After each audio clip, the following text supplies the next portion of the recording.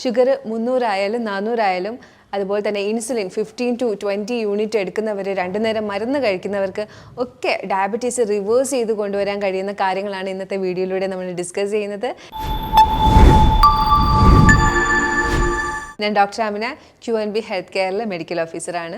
രോഗി ഒന്നും കഴിക്കരുത് എന്ന് പറയുന്നത് ഒരു മിഥ്യാധാരണയാണ്. പ്രമേഹ രോഗി അങ്ങനെ കഴിക്കരുത് ഇങ്ങനെ കഴിക്കരുത് എന്നൊക്കെ ഉണ്ടാവാം, പക്ഷേ ഒന്നും കഴിക്കരുത് എന്നൊക്കെ പറയുന്നത് ഒരു മിഥ്യാധാരണ തന്നെയാണ്. പ്രമേഹ രോഗി ഒരുവിധം നല്ല രീതിയിൽ ജീവിതശൈലി നോക്കി മുന്നോട്ട് കൊണ്ടുപോയാൽ പ്രമേഹത്തിൽ നിന്ന് നിങ്ങളുടെ ശരീരത്തെ, പ്രമേഹം ഉണ്ടാകുന്നത് കാരണം ഉണ്ടാകുന്ന അപകടങ്ങളിൽ നിന്നൊക്കെ നിങ്ങളുടെ ശരീരത്തെ നല്ല രീതിയിൽ രക്ഷിക്കാൻ പറ്റും. പ്രമേഹം എന്ന് പറയുന്നത് ഉറപ്പായിട്ടും ഒരു സൈലന്റ് കില്ലർ തന്നെയാണ്. കാലക്രമേണ നമ്മുടെ വൃക്കകളെയും അതുപോലെ തന്നെ നരമ്പുകളെയും കണ്ണുകളെയും ഒക്കെ പതിയെ നശിപ്പിക്കുന്ന, കൈകാലുകൾ മുറിച്ചു മാറ്റുന്ന അവസ്ഥ വരെ എത്തിക്കാൻ പറ്റുന്ന ഒരു സൈലന്റ് കില്ലർ തന്നെയാണ് പ്രമേഹം. എന്നാൽ എങ്ങനെയാണ് പ്രമേഹ രോഗം ഉണ്ടാകുന്നത്, എന്തുകൊണ്ടാണ് ഇത് അപകടാവസ്ഥയിലേക്ക് എത്തുന്നത് എന്നൊക്കെ ഒരു പ്രമേഹ രോഗി ഉറപ്പായും അറിഞ്ഞിരിക്കേണ്ട കാര്യമാണ്. പ്രമേഹം ഒരുപക്ഷെ ജീൻ വഴി, DNA വഴി അച്ഛനമ്മമാരിൽ നിന്നും മക്കളിലേക്ക് വരാം.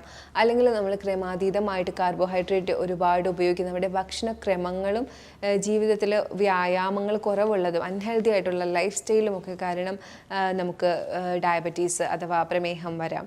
നമ്മൾ കഴിച്ചുകൊണ്ടിരിക്കുന്ന മെഡിസിൻ അതിൻ്റെയൊക്കെ പരിണിത ഫലമായിട്ട് ആഫ്റ്റർ എഫക്റ്റ് ആയിട്ട് വരാം. ചില സർജറിയൊക്കെ കഴിഞ്ഞതിന് ശേഷം ഡയബറ്റീസ് വരാറുണ്ട്. അപ്പോൾ അങ്ങനെയും ഡയബറ്റീസ് വരാം. ശരീരത്തിൽ ക്രമാതീതമായി കാർബോഹൈഡ്രേറ്റ്, അത് റിഫൈൻഡ് കാർബോഹൈഡ്രേറ്റിൻ്റെ അളവ് കൂടി ശരീരം നമ്മൾ സ്റ്റോർ ചെയ്ത് വെച്ച് മടുത്ത് വരുമ്പോൾ ഇൻസുലിൻ റെസിസ്റ്റൻസിലേക്ക് എത്തും. അതായത് ഈ ഗ്ലൂക്കോസിനെ ശേഖരിച്ച് വെക്കാനുള്ള കീ ആയിട്ടുള്ള ഇൻസുലിന് ഡാമേജ് വന്നിട്ട് അതിന് കഴിയാതെ വരുന്ന അവസ്ഥ വരാം. അങ്ങനെ ഇൻസുലിൻ റെസിസ്റ്റൻസ് കാരണവും നമുക്ക് ഡയബറ്റീസ് വേഴ്സ് ആയിക്കൊണ്ടിരിക്കാം. മേലിൽ പറഞ്ഞ കാര്യങ്ങളൊക്കെ നമ്മുടെ ആഗ്നേയ ഗ്രന്ഥിയിലാണ് നമ്മുടെ ഡയബറ്റീസ് എന്ന് പറയുന്ന പ്രമേഹം ഉണ്ടാവാൻ കാരണമാകുന്ന ഹോർമോൺസിൻ്റെ തകരാറും കാര്യങ്ങളൊക്കെ വരുന്നത് ആഗ്നേയ ഗ്രന്ഥി അഥവാ പാൻക്രിയാസിൻ്റെ പ്രവർത്തനങ്ങളുടെ മിസ്റ്റേക്ക് കാരണം തന്നെയാണ്. അപ്പോൾ ഞാൻ ഈ മേളിൽ പറഞ്ഞ കാരണങ്ങളൊക്കെ കാരണം ഇൻസുലിനും ഗ്ലൂക്കഗോണും, അതായത് നമ്മുടെ പ്രമേഹത്തിന് കൺട്രോൾ ചെയ്യുന്ന, അതായത് നമ്മുടെ ഗ്ലൂക്കോസിൻ്റെ മെറ്റബോളിസത്തിനെ കൺട്രോൾ ചെയ്യുന്ന ഹോർമോൺസിന് വ്യതിയാനം വരുന്നത് കാരണം ഡയബറ്റീസിലേക്കും പ്രമേഹത്തിലേക്ക് എത്തുന്നു. പ്രമേഹ രോഗികൾ എപ്പോഴും ബിഗിനിങ്ങിൽ അവർക്ക് പ്രമേഹമുണ്ടെന്ന് അറിയുന്ന കുറച്ച് ലക്ഷണങ്ങളാണ്. ഒന്നവർക്ക് എപ്പോഴും വെള്ളം ദാഹിക്കുക, ഒത്തിരി വെള്ളം ദാഹിക്കും. അതുപോലെ തന്നെ കൂടുതൽ വിശക്കും. വിശന്ന് കഴിഞ്ഞാൽ അവർ വിറയ്ക്കാൻ തുടങ്ങും. അതുപോലെ തന്നെ രാത്രി കാലങ്ങളിലൊക്കെ യൂറിനേറ്റ് ചെയ്യാനായിട്ട് ഒരുപാട് തവണ എഴുന്നേൽക്കുന്നതായിട്ട് ശ്രദ്ധിക്കപ്പെടും. പകലും പോകുന്നുണ്ടാവും, പക്ഷേ രാത്രിയിലാണ് നമ്മളത് ശ്രദ്ധിക്കുന്നത്. പിന്നെ ചില മുറിവുകൾ വന്നു കഴിഞ്ഞാൽ ഉണങ്ങാതെ ഇരിക്കുക. അതുപോലെ തന്നെ ശരീരത്തിൽ പരുക്കൾ ഉണ്ടാവുക, അതായത് പസ് ഫിൽഡ് ആയിട്ടുള്ള ചെറിയ കുരുക്കൾ ഉണ്ടായി വരുന്നതും ഒക്കെ പ്രമേഹ രോഗികൾക്ക് ബിഗിനിങ്ങിൽ കാണിക്കുന്ന ലക്ഷണമാണ്. അപ്പം ഞാൻ ഈ മുകളിൽ പറഞ്ഞ ലക്ഷണങ്ങളൊക്കെ അസഹനീയമായി മാറുമ്പോൾ, നമുക്ക് ഒട്ടും താങ്ങാൻ പറ്റാത്തൊരു സിറ്റുവേഷൻ വരുമ്പോൾ നമ്മൾ ഉറപ്പായിട്ടും ഒരു ഡോക്ടറിൻ്റെ അടുത്ത് പോവും. മിക്കവള്ളവർക്കും ഇത് പ്രമേഹത്തിൻ്റെ അടയാളമാണെന്ന് മനസ്സിലാവുകയും ചെയ്യും. ഡോക്ടർ നിർദ്ദേശിക്കുന്ന മരുന്നുകൾ നമ്മൾ എടുക്കാൻ തുടങ്ങും. ചില ആളുകൾ മരുന്ന് എടുക്കാതെ ഇരിക്കാം, ചില ആളുകൾ മരുന്ന് എടുത്തുകൊണ്ട് കൃത്യതയില്ലാത്ത ലൈഫ് സ്റ്റൈൽ ഫോളോ ചെയ്യാം. എനിക്ക് പറയാനുള്ളത്, നമ്മൾ പലരും മരുന്നിനെ കുറ്റം പറയാറുണ്ട്. മരുന്ന് കഴിച്ചാണ് എൻ്റെ കിഡ്നി പോയത് അല്ലെങ്കിൽ എൻ്റെ കണ്ണ് പോയത് എന്നൊക്കെ പറയാറുണ്ട്. മരുന്ന് കഴിച്ചത് കൊണ്ട് മാത്രം നിങ്ങൾക്ക് ഒരിക്കലും കിഡ്നിയും കണ്ണും ഒന്നും പോവില്ല. നിങ്ങൾ മരുന്ന് കഴിച്ചുകൊണ്ട് കൃത്യമായ ലൈഫ് സ്റ്റൈൽ ഫോളോ ചെയ്തില്ലെങ്കിൽ നിങ്ങൾക്ക് ഇങ്ങനെ സംഭവിക്കാം. നിങ്ങൾ മരുന്ന് കഴിക്കുകയാണ് എന്ന് പറയുന്ന റീസൺ വെച്ചിട്ട് റിഫൈൻഡ് കാർബോഹൈഡ്രേറ്റും ഷുഗർ കണ്ടൻറ്റുള്ള സ്വീറ്റും കാര്യങ്ങളൊക്കെ ക്രമാതീതമായി കഴിച്ചുകൊണ്ടിരിക്കുകയാണ്, ഒരു കൃത്യതയും ഇല്ലാതെ കഴിക്കുകയാണെങ്കിൽ ഉറപ്പായിട്ടും ഒരു ദിവസത്തിൽ 1-2 തവണ ഷുഗറിൻ്റെ ഹൈക്ക് കൂടുതലായിരിക്കും ബോഡിയിൽ. അങ്ങനെ കൂടി നിൽക്കുന്ന ഷുഗർ ഹൈക്ക്, ഗ്ലൂക്കോസ് ഹൈക്കുള്ള സമയങ്ങളിൽ നമ്മുടെ അവയവങ്ങളിൽ ഡാമേജ് വരും. ഷുഗറിൻ്റെ കണ്ടൻറ്റ് കാരണം ഡാമേജ് വരാൻ തുടങ്ങും. 10-20 വർഷമാകുമ്പോഴത്തേക്കും കിഡ്നിയിൽ പ്രശ്നം, അല്ലെങ്കിൽ കണ്ണിന് തിമിരം, അത് കണ്ണിന് കാഴ്ച പോകുന്നു, കയ്യിലും കാലിലും തരിപ്പ്, മരവിപ്പ്, അങ്ങനെയുള്ള പ്രശ്നങ്ങൾ ഒക്കെ പ്രകടമാവാൻ തുടങ്ങും. അവസാനമായി മൂത്രം കൺട്രോൾ ചെയ്യാൻ പറ്റാതെ വരികയും പിടിച്ചു നിർത്താൻ പോലും കഴിയാത്ത അവസ്ഥയും, വൃക്ക തകരാറിലാവുകയും മൂത്രം പോവാതിരിക്കുകയും ഒക്കെ ചെയ്യുന്ന സിറ്റുവേഷൻ, വൃക്ക തകരാറുകൾ ഒക്കെ ഉണ്ടായി അതൊരു എൻഡ് സ്റ്റേജിലേക്ക് പോകുന്ന അവസ്ഥയിലേക്ക് വരെ വരാം. എന്നാൽ ഇതൊന്നും സംഭവിക്കാതെ നമുക്ക് കൃത്യമായിട്ട് നമ്മുടെ ആരോഗ്യം സംരക്ഷിക്കാവുന്നതേ ഉള്ളൂ നല്ല ജീവിതശൈലിയിലൂടെ. ഞാൻ എപ്പോഴും പറയുന്ന കാര്യമാണ്, നമ്മൾ ഓരോരുത്തരും ഓരോ കണ്ടീഷൻ അനുസരിച്ചായിരിക്കും ഒരു 10-25 വയസ്സ് കഴിഞ്ഞ് കഴിഞ്ഞാൽ പിന്നെ ജീവിക്കേണ്ടി വരുന്നത്. നമ്മുടെ ബോഡിയിൽ ഉണ്ടാകുന്ന കണ്ടീഷൻസ് മിക്കുള്ള ആളുകൾക്കും എന്തെങ്കിലുമൊക്കെ ഒരു കണ്ടീഷൻ ഉണ്ടാവും. നടുവേദനയോ അല്ലെങ്കിൽ ഡയബറ്റീസോ അല്ലെങ്കിൽ മുട്ടുവേദനയോ അല്ലെങ്കിൽ ഒബീസിറ്റിയോ എന്തെങ്കിലും ഒരു കണ്ടീഷനെ ഫേസ് ചെയ്യുന്നുണ്ടാവും, തൈറോയിഡോ PCODയോ. അപ്പോൾ അതിനനുസരിച്ചായിരിക്കും പിന്നെ നമ്മുടെ ലൈഫ് സ്റ്റൈൽ ചേഞ്ച് ചെയ്ത് കൊടുക്കേണ്ടത്. അപ്പോൾ ആ ഒരു രീതിയിൽ പോവുകയാണെങ്കിൽ നമുക്ക് പൂർണ്ണമായിട്ടുള്ള ആരോഗ്യവും ഉണ്ടാവും, അതുപോലെ തന്നെ നമ്മുടെ ഈ കണ്ടീഷനും ഒരു പ്രശ്നവും ഉണ്ടാവില്ല. അപ്പോൾ ഡയബറ്റീസുകാരുടെ കാര്യം പറയുമ്പോൾ നമ്മൾ അവോയ്ഡ് ചെയ്യാനുള്ളത് വെള്ള അരി, അതായത് പോളിഷ് ചെയ്ത അരി അവർ തൊടാതിരിക്കുക. അതുപോലെ തന്നെ വൈറ്റ് ഷുഗർ, പ്രോസസ്സ് ചെയ്തിട്ടുള്ള ഷുഗർ തൊടാതിരിക്കുക. അതുപോലെ തന്നെ മൈദ, അത്തരത്തിലുള്ള റിഫൈൻഡ് ആയിട്ടുള്ള സാധനങ്ങൾ അവർ തൊടാതിരിക്കുക. അപ്പോൾ ഇത്രയും മെയിനായിട്ട് അവർ ശ്രദ്ധിക്കേണ്ട കാര്യങ്ങൾ ഈ ഒരു കാര്യങ്ങളാണ്. ഒരു പ്രമേഹ രോഗി കഴിക്കേണ്ട ഭക്ഷണങ്ങളുമുണ്ട്. അതായത് പ്രമേഹ രോഗി എപ്പോഴും ഫൈബർ കൂടുതൽ കഴിക്കണം. എപ്പോഴും ഞാൻ പറയും, കാർബോഹൈഡ്രേറ്റ് നമ്മൾ കഴിക്കും, എല്ലാവരും കാർബോഹൈഡ്രേറ്റ് കഴിക്കുന്ന ആളുകളാണ്. അപ്പോൾ കാർബോഹൈഡ്രേറ്റ് റിഫൈൻഡ് കഴിക്കാതിരിക്കുക. അപ്പോൾ ബ്രൗൺ റൈസോ മില്ലറ്റോ റാഗിയോ എന്തെങ്കിലും നിങ്ങൾ എടുക്കുന്നുണ്ടെങ്കിൽ അതിൻ്റെ ഇരട്ടി എമൗണ്ട് ഫൈബർ എടുക്കണം. അതായത് നമ്മുടെ കേരളത്തിൽ എളുപ്പമാണ്, നമ്മുടെ അവിയൽ കൂടുതൽ പടവലവും കുമ്പളവും ഇതൊക്കെ ഇട്ട് തടിയനും ഒക്കെ ഇട്ട് ഉണ്ടാക്കുന്ന നമ്മുടെ അവിയൽ, അത് വളരെ ഹെൽത്തി ആയിട്ടുള്ളൊരു ഫൈബർ ഫുഡാണ്. കായ, പച്ചക്കായ വളരെ നല്ലതാണ് ഡയബറ്റിക് പേഷ്യൻസിന്. ബീൻസിലൊക്കെ ഒത്തിരി നാരുണ്ട്. കോളിഫ്ലവർ, ക്യാബേജ്, തൈറോയിഡിന് പ്രശ്നമൊന്നും ഇല്ലെങ്കിൽ ക്രൂസിഫറസ് വെജിറ്റബിളൊക്കെ തൈറോയിഡ് പേഷ്യൻസിന് വളരെ നല്ലതാണ്. ഡയബറ്റീസ് പേഷ്യൻസിന് ഫ്രൂട്ട്സ് കഴിക്കാമോ എന്ന് ചോദിക്കാറുണ്ട്. ഫ്രൂട്ട്സ് കഴിക്കാം. അമിതമായാൽ അമൃതം വിഷം എന്ന് പറയുന്നത് പോലെ ഫ്രൂട്ട്സിൽ ഗ്ലൂക്കോസ് അല്ല ഫ്രക്ടോസ് ആണെന്നേ ഉള്ളൂ. ഫ്രക്ടോസ് ആണെങ്കിൽ കൂടി അത് ബോഡിയിൽ അത് വിഘടിച്ച് ഗ്ലൂക്കോസ് ആയിട്ട് തന്നെയാണ് സ്റ്റോർ ചെയ്യുന്നത്. അപ്പോൾ അതിന് സമയമെടുക്കുമെന്നേ ഉള്ളൂ. പിന്നെ വേറൊരു ഗുണം എന്ന് പറയുന്നത് ഈ ഫ്രൂട്ട്സിനകത്ത് ഫൈബർ കൂടെയുണ്ട്. അപ്പം നമ്മൾ കാർബോഹൈഡ്രേറ്റ് എടുക്കുമ്പം അതിൻ്റെ കൂട്ടത്തിൽ ഫൈബർ കഴിക്കാൻ പറയുന്നത് ആ ഗ്ലൂക്കോസ് ഒരുപാട് ബോഡിയിലേക്ക് അബ്സോർബ് ചെയ്യുന്ന തടയാനായിട്ടാണ്. പണ്ടത്തെ കാലത്തെന്ന് പറയുന്നത് ബ്രാനുള്ള റൈസ് ആയിരുന്നു. അതിനെ പൊളിഷ് ചെയ്ത് അതിൻ്റെ ബ്രാൻ കളഞ്ഞിട്ടാണ് ഇപ്പോൾ വൈറ്റ് റൈസ് കാര്യങ്ങളൊക്കെ വരുന്നത്. ബ്രാൻ ഇല്ലാത്ത അരിയാണ് ഇപ്പോൾ കൂടുതൽ. അപ്പം ബ്രാനുള്ള അരിയിൽ തന്നെ നമുക്ക് ഉറപ്പ് വരുത്താൻ പറ്റില്ല ഇത് ബ്രാനുള്ളതാണോ, ഇത് ബ്രാനാണോ അല്ലയോ എന്നൊന്നും നമുക്ക് അത്ര പെട്ടെന്ന് നമുക്ക് ഉറപ്പ് വരുത്താൻ പറ്റില്ല. അതിൽ തന്നെ ഡയറ്റ് ബ്രൗൺ റൈസ് ഒക്കെ നിങ്ങൾ ചോദിച്ച് മേടിക്കുകയാണെങ്കിൽ നവരയരി, ഡയറ്റ് ബ്രൗൺ റൈസ് ഇതൊക്കെ ചോദിച്ച് മേടിച്ച് ഉപയോഗിക്കുകയാണെങ്കിൽ അതിൽ ബ്രാനുണ്ട്. നിങ്ങൾക്കത് വേവിക്കുമ്പോൾ തന്നെ മനസ്സിലാവും കുറച്ച് കട്ടിയുള്ള റൈസാണ്. അപ്പോൾ ഇതിനെ നമുക്ക് കഴിക്കാൻ ടേസ്റ്റിനനുസരിച്ച് പോളിഷ് ചെയ്തെടുത്തപ്പോഴാണ് പ്രശ്നം വന്നത്. അത് റിഫൈൻഡ് കാർബോഹൈഡ്രേറ്റ് ആവുകയും ഫൈബർ ഇല്ലാതിരിക്കുകയും ചെയ്തത്. ഇത് പറഞ്ഞതുപോലെ ഫ്രൂട്ട്സിൻ്റെ കൂട്ടത്തിൽ എന്തുണ്ട്, ഫൈബർ കൂട്ടത്തിൽ തന്നെ ഇരിപ്പുണ്ട്. അതുകൊണ്ട് തന്നെ അത് കുറച്ച് മാത്രമേ ബ്ലഡിലേക്ക് അതിൽ വരുന്ന ഫ്രക്ടോസ് ആയാൽ പോലും അബ്സോർബ് ആവുകയുള്ളൂ. അതാണ് ഫ്രൂട്ട്സിൻ്റെ ഒരു ഘടന എന്ന് പറയുന്നത്. അതുകൊണ്ടത് നമ്മുടെ പ്രമേഹ രോഗികൾക്ക് കഴിക്കാം, പക്ഷേ അതിലും ലിമിറ്റുണ്ട്. അതിൽ തന്നെ ആപ്പിള്, പൈനാപ്പിള്, തണ്ണിമത്തൻ, പൊമഗ്രാനറ്റ്, പേരക്ക ഇതിലൊക്കെ കുറച്ച് ഫൈബർ കൂടുതലും അതുപോലെ തന്നെ ഷുഗർ കണ്ടൻറ്റ് കുറവും ഉള്ള ഫ്രൂട്ട്സാണ്. അതിൽ ആപ്പിളിൽ തന്നെ ഗ്രീൻ ആപ്പിളാണ് കൂടുതലായിട്ടും സജസ്റ്റ് ചെയ്യുന്നത്. ഫ്രൂട്ട്സിൻ്റെ കാര്യം പറയുമ്പോൾ തന്നെ പറയാനുള്ളത്, പഴവർഗ്ഗങ്ങൾ കൊണ്ടുണ്ടാക്കുന്ന ജ്യൂസ് പ്രമേഹ രോഗികൾ എടുക്കാതിരിക്കുക. നമ്മുടെ പേഷ്യൻസ് എപ്പോഴും ചോദിക്കും, മറ്റുള്ളവർക്കെല്ലാം നിങ്ങൾ മറ്റു ജ്യൂസുകൾ കൊടുക്കുന്നുണ്ടല്ലോ, നമുക്ക് മാത്രം എന്തായി കുമ്പളങ്ങ ജ്യൂസ് തരുന്നതെന്ന്. അതിന് കാരണം നമ്മൾ ജ്യൂസ് ആക്കി കൊടുക്കുമ്പോൾ അതിനകത്ത് ഫൈബർ എല്ലാം പോയി പെട്ടെന്ന് ഷുഗർ ഹൈക്കാവും. ഫ്രക്ടോസ് ആയാൽ കൂടി ഷുഗർ ഹൈക്കാവും. ഷുഗർ ആഡ് ചെയ്യാത്തതാണെങ്കിലും അത് കൂടും. അപ്പോൾ അതുകൊണ്ടാണ് ജ്യൂസ് ആക്കി കൊടുക്കാത്തത്. നമുക്ക് ജ്യൂസ് ഒരു എനർജി ഡ്രിങ്ക് ആയിട്ട് ബാക്കിയുള്ളവർക്ക് കുടിക്കുന്നതിൽ പ്രശ്നമില്ല. പക്ഷേ ഡയബറ്റീസ് പേഷ്യൻസ് ജ്യൂസ് കുടിക്കാതിരിക്കുക, പഴവർഗ്ഗം കൊണ്ടുണ്ടാക്കിയ ജ്യൂസ് കുടിക്കാതിരിക്കുക. നിങ്ങൾക്ക് കുമ്പളനീരോ വെള്ളരിക്കയുടെ നീരോ കുക്കുംബറിൻ്റെ നീരോ ഒക്കെ നിങ്ങൾക്ക് എടുക്കാം. ക്യാരറ്റ് ആയാലും അധികം അങ്ങോട്ട് പ്രിഫർ ചെയ്യില്ല, കാര്യം അതിൻ്റെ ഫൈബർ മാറ്റിയിട്ടാണല്ലോ നമ്മൾ എടുക്കുന്നത്. അപ്പോൾ ഇതൊക്കെയാണ് നിങ്ങൾക്ക് എടുക്കാൻ പറ്റിയ ജ്യൂസ് എന്ന് പറയുന്നത്. എപ്പോഴും ഡയബറ്റിക് പേഷ്യൻസ് സാലഡ്സ് ആക്കിയിട്ടോ ഫ്രൂട്ട് കട്ട് ആക്കിയിട്ടോ ഒക്കെ പഴവർഗ്ഗങ്ങൾ എടുക്കുക. Chia seed, flax seed, pumpkin seed, ഇങ്ങനത്തെ സീഡ് വെറൈറ്റീസ് എന്നും ഉൾപ്പെടുത്തുന്നുണ്ടെന്ന് ഉറപ്പ് വരുത്തുക. ഡയബറ്റിക് പേഷ്യൻസിന് ക്രമേണ അവരുടെ നെർവിനൊക്കെ ഡാമേജ് വരുന്നതാണ്. അപ്പോൾ അവർക്ക് വൈറ്റമിൻസും മിനറൽസും വളരെ ഇമ്പോർട്ടൻ്റ് ആണ്. ഒരു 10 വർഷമായി നിങ്ങളുടെ ഡയബറ്റീസൊക്കെ വന്നിട്ടെങ്കിൽ നിങ്ങൾ ഉറപ്പായിട്ടും നിങ്ങളുടെ വൈറ്റമിൻസും മിനറൽസും ഒക്കെ കറക്റ്റ് ആണോ എന്ന് നിങ്ങൾ വിലയിരുത്തണം ഇടയ്ക്കിടയ്ക്ക്. അത് കറക്റ്റ് അല്ല എങ്കിൽ ഒരു ഡോക്ടറുടെ സഹായത്തോടു കൂടി കൃത്യമായിട്ട് ആ ഒരു വൈറ്റമിൻസും മിനറൽസും ഒക്കെ സപ്ലൈ ചെയ്യുകയും ചെയ്യണം. അതുപോലെ ഇമ്പോർട്ടൻ്റ് ആണ് നട്ട്സും ഡ്രൈ ഫ്രൂട്ട്സും, ആൽമണ്ടും കാഷ്യൂവും വാൾനട്ടും, അതുപോലെ തന്നെ ഫിഗും ഡേറ്റ്സും ഡ്രൈഡ് ഗ്രീപ്സും ഒക്കെ അടങ്ങുന്ന ഡ്രൈ ഫ്രൂട്ടും കുറച്ച് എമൗണ്ട് നിങ്ങൾ എടുത്തിരിക്കണം.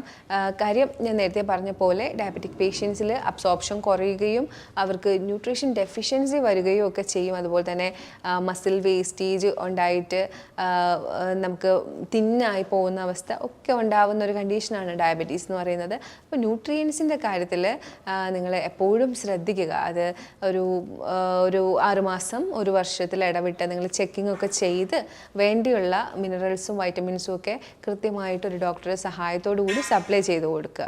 ധാന്യങ്ങളിൽ നിങ്ങൾക്ക് എടുക്കാൻ പറ്റിയത് മില്ലറ്റ്സും രാഗിയും ബ്രൗൺ റൈസും അല്ലെങ്കിൽ കോൺ, അതൊക്കെ നിങ്ങൾക്ക് എടുക്കാൻ പറ്റിയതാണ്. അതിൽ നിന്ന് എന്നും നിങ്ങൾ ധാന്യങ്ങൾ കഴിക്കണം എന്ന് നിർബന്ധമില്ല. ഇടയ്ക്ക് നിങ്ങൾക്ക് ഒരു ദിവസം ഫ്രൂട്ട് ഡയറ്റോ അല്ലെങ്കിൽ ഫ്രൂട്ട് ഡയറ്റ് എപ്പോഴും ഞാൻ പ്രിഫർ ചെയ്യില്ല, എന്നാലും ഒരു ദിവസമൊക്കെ കഴിച്ചെന്ന് പറഞ്ഞ പ്രശ്നമില്ല.